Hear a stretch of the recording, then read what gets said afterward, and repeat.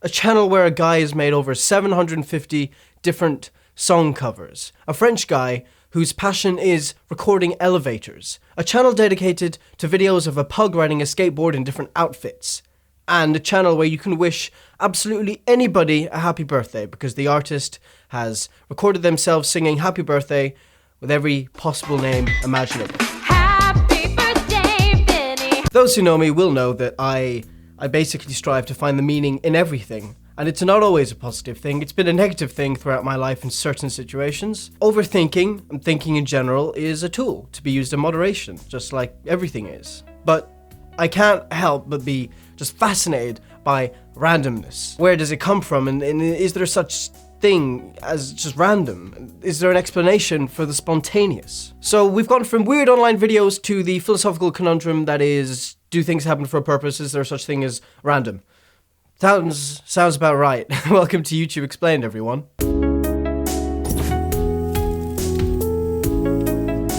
Hello everybody and welcome to YouTube Explained. My name is Vinny, of course. Welcome to the... Oh man, I can lean back on it. It's really fuzzy. It's nice. So, honestly, it's quite hard to find a video for YouTube Explained to explain every week. So this week, I'm just going to take a break and we're going to appreciate all of the weird videos on YouTube that don't make any sense, don't have a meaning. Or do they? Hey, Vinny here. I'm not Vsauce, okay? As much as I'd like to be, I'm not him. I'm more of a, I guess you'd call it an idealist, philosophical, abstract thinker. I can't explain what the Banach-Tarski paradox is or how it works. I can't explain to you what random is on a mathematical level, but I can give it my best shot in convincing you that life is a game and that actually we're all God playing hide and seek, except we're pretending we're not God. Not God in a political sense, not God in any sense you can imagine really, just the core existence of reality, the core fabric of reality, and we are all that. That's what I like to do. So all of these videos that I've mentioned and any you can think of, what do they all have in common? Well, it's people who are dedicated to something. They're expressing themselves. I mean, why does a person create a channel where they solely just review plastic chairs? Because that person loves plastic chairs, obviously. But who uploads videos of themselves doing absolutely nothing? Or farting in every position imaginable? Or counting to 1,000,000? Why? Why? Why? Why? Is it even possible to ask that question? Are we sort of defeating the point in asking why when the reason was that there was no reason? But if the reason is that there's no reason, if the whole point was to be random and to not mean anything, then there was a reason. The reason was to have no reason. So it was random. So there's my fellow overthinkers, indulge me here. Now, unless you believe in the soul, something inside of you that inherently makes you different from the get-go, which I personally don't, we can assume that humans, as humans, we are basically just the sum of every experience we've ever had. And studies show that this actually starts in the womb. And of course, genetics will play a large role in this as well, whether you are predisposed to certain mental illnesses or thought patterns, etc., etc. Now, there's an argument to be made that us as humans, we're the receivers of consciousness and not the producers of consciousness. The consciousness comes from elsewhere and we sort of absorb it, and that our brain doesn't create consciousness, that it's something different, something special. But regardless, if you believe that or not, our consciousness will still manifest itself according to our experiences and our genetic makeup, and that's what makes us individuals. Think about your thoughts. Now, I don't want you to get paranoid or anxious and start, overthinking things, but just for a second, just think about your thoughts and where do they come from? What? You don't really have direct control over your stream of consciousness, of your thoughts.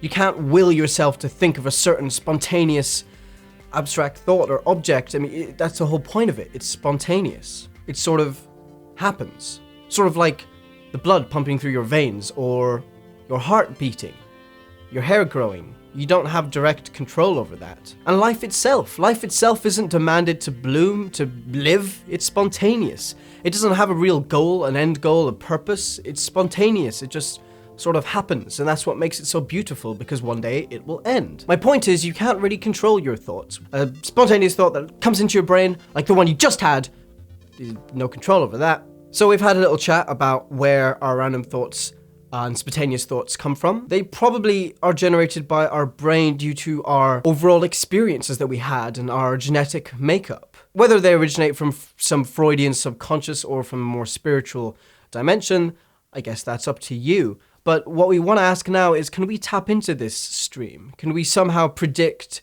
random events or actions? Researchers have found that they were able to accurately predict the roll of a dice by calculating the factors of the environment, such as velocity, just to name one. So what we thought was totally random, actually, we can predict that. But predicting the roll of a dice, compared to predicting somebody's actions before they even consciously decide to make that very action, well, those are two very different things. Which brings us to Libet, Benjamin Libet. Now, Benjamin Libet was a pioneering scientist in the field of human consciousness. Libet ran an experiment where he asked participants to flick their wrist at a random moment whilst he measured the associated brain activity. In particular, the build-up of a signal called the bright shaft potential, which is a measure of the motor cortex of the brain leading up to voluntary muscle movement. It was well known that the bright shaft potential signal preceded physical movement. But what Libet wanted to know was how this signal corresponded with the conscious intention of that individual to move. In other words, he wanted to know if the intention of the individual to move their wrist came after this signal, which would put the very idea of free will into question. To measure when the individual felt the intention to move, he asked them to look at the second hand of a clock and report its position when they felt the conscious intention to move their wrist. Libet found that the unconscious brain activity leading up to the conscious intention to move, to flick their wrist, began approximately half a second before the individual felt the conscious decision to flick their wrist. If these findings were to be believed, that would mean that your brain subconsciously makes a decision before you consciously say, yeah, I'm gonna do that. So decisions are made for you. Now, critics argued that the individual in this experiment would have to shift their attention from the intention to move their wrist to the clock, accounting for the time difference shown here. I mean, really, half a second isn't that much time. Now, this experiment was conducted in the 80s, but in 2008, his research was built upon by these lot. They conducted a similar experiment where the individual was given the choice of pressing two buttons, each controlled by a different hand. While they were doing this, a stream of letters were shown on screen at half-second intervals. They of course then had to memorize which letter they saw when they felt the intention to move, or more specifically, the intention to press one of the buttons. The earliest signal corresponding to the subject's movement was detected by researchers 7 seconds before the individual felt the intention to move. And because there is a delay with the brain scan imaging, it is possible that that signal could have appeared up to 10 seconds before the individual felt the intention to move. Now, I'm no scientist, okay? I can only interpret these results from my experiences, my knowledge, of course. This doesn't prove beyond doubt or beyond reason by a long shot that our brain subconsciously makes decisions before we even make them. But if it does, it's so interesting to just consider. I mean, what is free will then? What is free will if our brain makes a decision before we consciously decide to make that very same decision? Madness! It's just, whether it's accurate or not, it's just such an interesting concept and an interesting experiment to consider. I mean, human consciousness, after all, is the biggest mystery in science today that we're facing. This is all new territory, relatively speaking. Okay, that was a lot of thinking. I think we need a palate cleanser.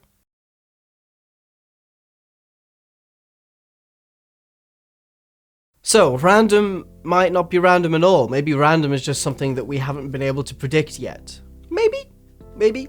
But when it comes to somebody creating a random video, a video that they think is creepy and random and doesn't really have a meaning, or a channel that's dedicated to uploading a pug and a skateboard every single day without fail,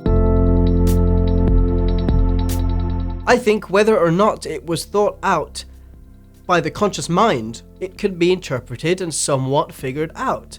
But a lot of the time, there isn't enough there to really have a deep sort of analysis and to understand every little thing. It's more about what the thing represents as a whole, as opposed to the intricate details of it. Crooked Rot by David Firth, for example. Now, you guys have asked me to explain that on multiple occasions, but I can't. I simply can't. That doesn't mean it doesn't have a meaning. It doesn't mean it doesn't mean anything. I think the meaning of it is to be a little bit insane and to scare people and to use human heads and gore and to just sort of frighten people and to be out there and to be different. And there wasn't a specific message there, but it still has a meaning. It still means something. It still comes from somewhere. I think it represents insanity, and insanity doesn't follow any rules or have any structure. My point is, when it comes to human expression, to random crazy videos or films or whatever, everything for a reason. Simply because we don't understand where these random thoughts come from, where these spontaneous acts come from, but they come from us. They come from somewhere, whether we're tapping into all of our experiences as a whole and our genetic makeup, or we're tapping into some mystical, spiritual dimension or belief.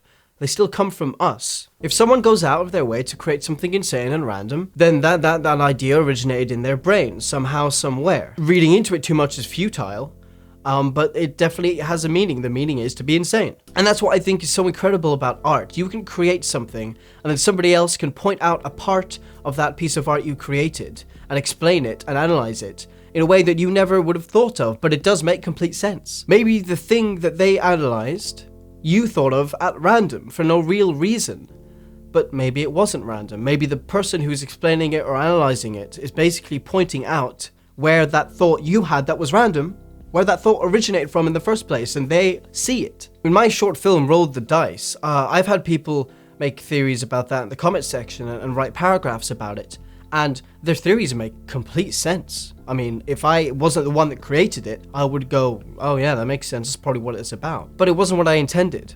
But that doesn't matter. It doesn't matter.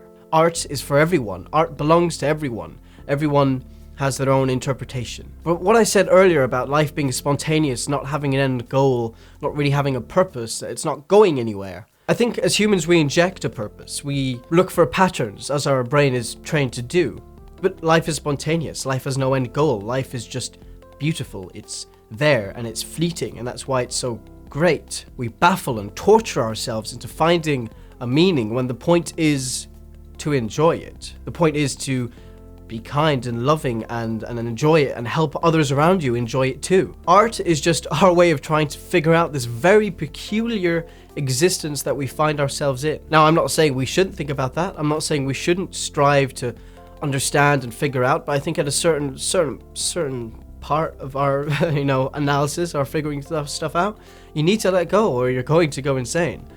But that's the beauty of it. The beauty of it is not knowing. And that's why art is beautiful and we love it, because we strive to understand. Our wondering and pondering of the universe is what is, I think it's reserved for us humans, and maybe dolphins and chimps, who knows.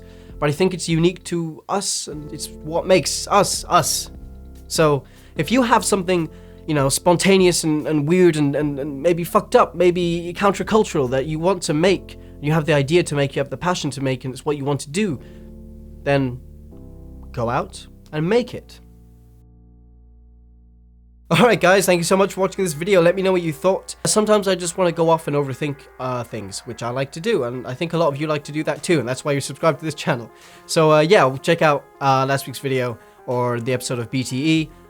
You might enjoy those. It's sort of just kind of like me and being weird and showing you a little bit about my life. Follow me on Twitter, because all the super fans do, and I love the super fans. Don't stop thinking about things, but don't think about them too much. Have a lovely existence. Live in the moment. Enjoy it. I'll see you guys soon. Brilliant.